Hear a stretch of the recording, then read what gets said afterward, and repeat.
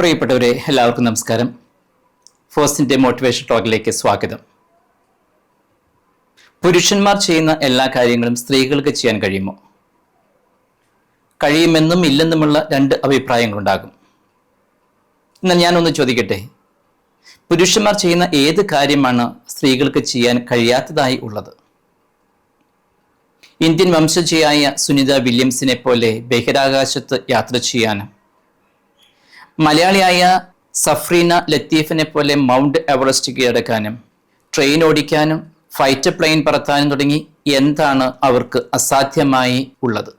കോഴിക്കോട്ടുകാരിയായ Dilna K, പോണ്ടിച്ചേരിക്കാരിയായ രൂപ A എന്നിവരെ കുറിച്ച് നിങ്ങൾ, പ്രത്യേകിച്ച് എന്നെ ശ്രവിക്കുന്ന സ്ത്രീകൾ, കേട്ടിട്ടുണ്ടോ? സ്ത്രീകൾ എല്ലാവരും അവരുടെ കഥ നിർബന്ധമായും കേൾക്കണം.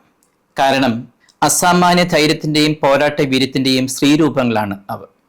INSV തരണി എന്ന വളരെ ചെറിയ ഒരു കപ്പലിൽ അവർ രണ്ടുപേർ മാത്രമായി ലോകം ചുറ്റിയ ആദ്യ ഇന്ത്യൻ വനിതകളാണ് നമ്മുടെ നാവികസേനയിലെ ലഫ്റ്റനന്റ് കമാൻഡർമാരായ ദിൽന കെ, രൂപ എ എന്നിവർ. 2024 ഒക്ടോബർ 2 ഗാന്ധി ജയന്തി ദിനം ഗോവയിലെ പനാജിയിൽ നിന്ന് ആരംഭിച്ച് 8 മാസത്തിനുള്ളിൽ 25,400 നോട്ടിക്കൽ മൈൽ ദൂരം, അതായത് ഏകദേശം 50,000 കിലോമീറ്റർ സഞ്ചരിച്ച് ലോകം ചുറ്റി 2025 മെയ് 29 വ്യാഴാഴ്ച രാവിലെ 5 മണിക്ക് ഗോവയിലെ മോർമുഗാവോ തുറമുഖത്ത് അവർ സുരക്ഷിതരായി തിരിച്ചെത്തി. കേന്ദ്ര പ്രതിരോധ മന്ത്രി രാജ്നാഥ് സിംഗ് അവരെ സ്വീകരിച്ചതിനു ശേഷം ഇരുവരെയും പ്രശംസിച്ചും അനുമോദിച്ചും പറയുകയുണ്ടായി, നിങ്ങൾ ചെയ്ത അത്ഭുതകരമായ ഈ പ്രവൃത്തി നിങ്ങളുടെ നേട്ടം മാത്രമല്ല, ഒരു രാഷ്ട്രം എന്ന നിലയിൽ നമ്മുടെ നേട്ടമാണ്. ഈ യാത്ര നിങ്ങൾ പൂർത്തിയാക്കിയ അതേ ആവേശത്തോടെ അവയെ പുസ്തകത്തിൽ രൂപപ്പെടുത്തണം. ഭാവി തലമുറ, പ്രത്യേകിച്ച് നമ്മുടെ യുവതികൾ, നിങ്ങളുടെ കൈപ്പേറിയതും മധുരവുമായ അനുഭവങ്ങളിൽ നിന്നും പഠനങ്ങളിൽ നിന്നും പ്രചോദനം ഉൾക്കൊള്ളട്ടെ എന്ന് അദ്ദേഹം കൂട്ടിച്ചേർത്തു. ഈ അത്ഭുതകരമായ യാത്രയെക്കുറിച്ച് കമാൻഡർ ദിൽന പറഞ്ഞു, 2024 ഒക്ടോബർ 2 ഈ പരിവേഷണത്തിനായി ഞങ്ങൾ വളരെയധികം പ്രതീക്ഷയോടും ധൈര്യത്തോടും കൂടിയാണ് ഗോവയിൽ നിന്ന് പുറപ്പെട്ടത്. ഇന്ന് ഞങ്ങൾ ഒരുമിച്ച് ഇവിടെ ജീവനോടെയും ശക്തമായും തിരിച്ചു വന്നിരിക്കുന്നു. ഭൂമിയിൽ ഉടനീളമുള്ള എല്ലാ കടലിലും കരയിലും ഞങ്ങൾ നമ്മുടെ ദേശീയ പതാകയും ഇന്ത്യൻ നാവികസേനയുടെ പതാകയും പറത്തി. ഏതെങ്കിലും കരയിൽ ഞങ്ങൾ ഇറങ്ങുമ്പോഴെല്ലാം ഇന്ത്യക്കാർ എന്ന നിലയിൽ നമ്മുടെ സൽസ്വഭാവത്തെ ഓർമ്മിപ്പിച്ചുകൊണ്ട് ഞങ്ങളെ ആഹ്ലാദത്തോടെയും കരുതലോടെയും അവിടുത്തെ ജനങ്ങൾ സ്വീകരിച്ചു. കമാൻഡർ രൂപ പറഞ്ഞതാകട്ടെ, കടലിന്റെ ലോകം വ്യത്യസ്തമായ ഒരു ലോകമാണ്. രാത്രിയിൽ കടൽ തിളങ്ങുന്നതും ഗാലക്സികളാൽ നിറഞ്ഞ ആകാശവും നക്ഷത്രങ്ങൾ നിറഞ്ഞതും, അതേസമയം മനസ്സിനെയും ശരീരത്തെയും സമാധാനത്തിലേക്ക് കൊണ്ടുവരുന്ന ഇരുട്ടും ഞാൻ കണ്ടിട്ടുണ്ട്. ഈ യാത്രയിൽ ഇന്നത്തെ എൻ്റെ ജീവിതത്തിൽ എനിക്ക് വിശ്വസിക്കാൻ കഴിയുന്ന ഒരു സുഹൃത്തിനെയും എന്നിൽ തന്നെ ഒരു സുഹൃത്തിനെയും ഞാൻ കണ്ടെത്തി. എന്നിട്ട് അവർ ചോദിക്കുന്നു, നിങ്ങളിൽ എത്ര പേർക്ക് ഇങ്ങനെ കഴിയും?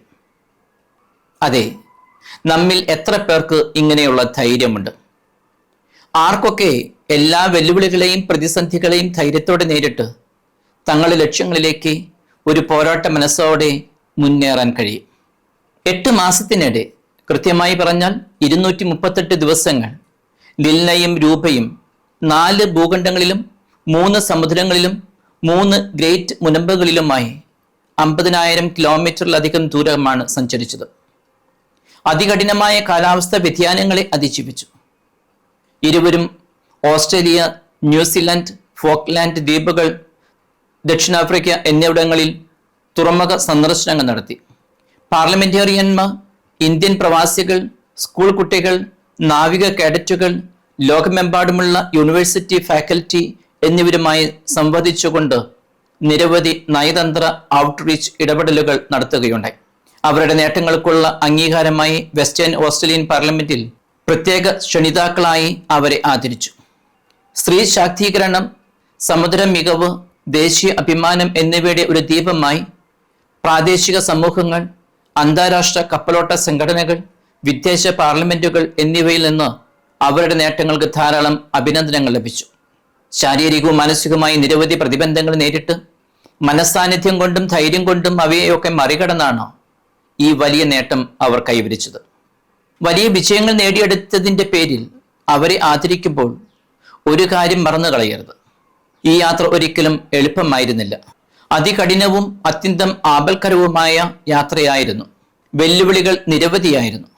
യാത്രയ്ക്കിടെ 100 കിലോമീറ്ററിലധികം വേഗതയിൽ കാറ്റും കൊടുങ്കാറ്റുമുള്ള കാലാവസ്ഥയും അതിശക്തമായ തണുത്ത താപനിലയും അവർക്ക് നേരിടേണ്ടി വന്നു. അതിഭീമാകാരങ്ങളായ തിമിംഗലങ്ങളെയും സ്രാവുകളെയും തുടങ്ങി കടലിന്റെ അനന്തതയെയും ഇരുളിന്റെ ഭയാനകതയെയും അഭിമുഖീകരിച്ച് ഒരു സഹായത്തിന് ആരുമില്ലാതെ 2 പേർ തനിച്ച്, അതും 2 സ്ത്രീകൾ മാത്രമായി യാത്ര ചെയ്യാൻ ധൈര്യം വേണം. ചെറിയ ധൈര്യമല്ല, അസാമാന്യമായ ധൈര്യവും മനക്കരുത്തും വേണം. അവർക്ക് അതുണ്ടായി. അതുകൊണ്ട് അവർ ലോകം കീഴടക്കി. സ്ത്രീകൾ ഇപ്പോഴും കരയിൽ അതിജീവനത്തിനായി പോരാടേണ്ടി വരുന്ന ഒരു ലോകത്ത്, അക്ഷരാർത്ഥത്തിൽ അതിരുകൾക്കപ്പുറം കടലിന് പോലും തങ്ങളുടെ ദൃഢനിശ്ചയം തടയാൻ കഴിയില്ലെന്ന് ദിൽനയും രൂപയും തെളിയിക്കുകയും നിർഭയമായി സ്വപ്നം കാണാനും ധൈര്യത്തോടെ ആ സ്വപ്നങ്ങളെ പിന്തുടരാനുമുള്ള ആഹ്വാനമാണ് അവരുടെ യാത്രയെന്ന് ഫെമിന മാസിക അവരെ അനുമോദിച്ചുകൊണ്ട് എഴുതി. ഒരു കാര്യത്തോട് പാഷൻ തോന്നുകയും അത് നേടിയെടുക്കാൻ കഠിനാധ്വാനം നടത്താൻ ഒരാൾ തയ്യാറാവുകയും ചെയ്താൽ ഏതൊരു വ്യക്തിക്കും, അത് പുരുഷനായാലും സ്ത്രീ ആയാലും, തീർച്ചയായും ആ ലക്ഷ്യത്തിൽ എത്തിച്ചേരാൻ സാധിക്കുമെന്നതിനുള്ള ജീവിക്കുന്ന സാക്ഷ്യങ്ങളാണ് ദിൽനയും രൂപയും. ഇംഗ്ലീഷ് ഒരു ചൊല്ലുണ്ട്, if you are afraid of something face it. എന്തിനോടെങ്കിലും ഭയം തോന്നുന്നെങ്കിൽ അതിനെ നേരിടുക. അതുവഴി മാത്രമേ ആ ഭയത്തെ തോൽപ്പിക്കാൻ കഴിയൂ. If you have A goal, have real passion for it and work hard. Definitely you can attain it today or tomorrow. All the very best. എന്നെ ശ്രവിച്ച എല്ലാവർക്കും ഒരുപാട് നന്ദി. ഇഷ്ടപ്പെട്ടാൽ നിങ്ങളുടെ സുഹൃത്തുക്കളുമായി ഇത് ഷെയർ ചെയ്യണമെന്ന് പ്രത്യേകമായി ഓർമ്മിപ്പിക്കുന്നു. Thank you.